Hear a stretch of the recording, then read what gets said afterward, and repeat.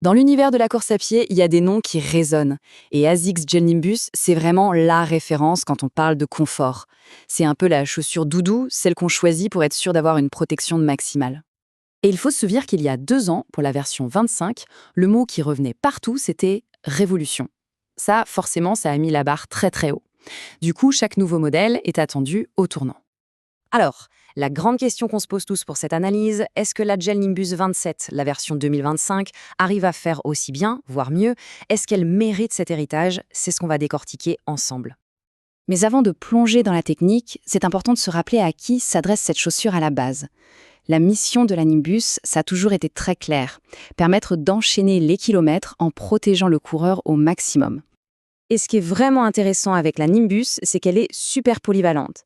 Elle va parler aussi bien aux débutants qui veulent être certains de ne pas se blesser, qu'aux coureurs super expérimentés qui cherchent une partenaire fiable pour ses sorties très longues ou ses footings de récupération.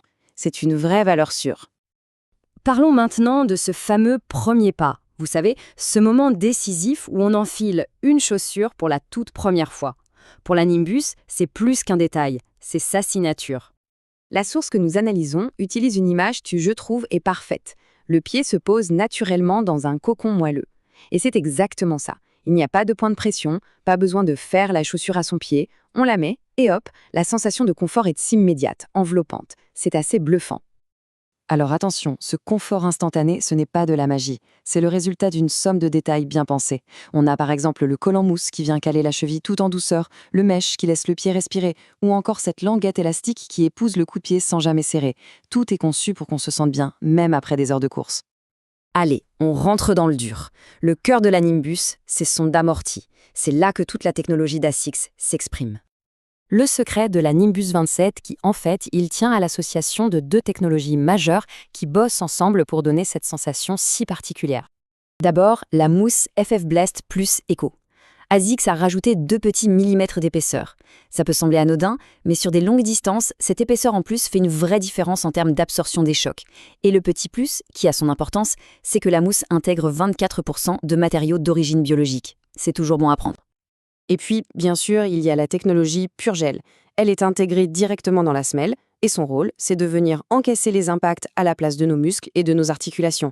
C'est une version améliorée, plus moderne, du fameux gel qui a fait la réputation de la marque. Et là, attention, le chiffre est assez dingue. Il faut retenir ça, 65%.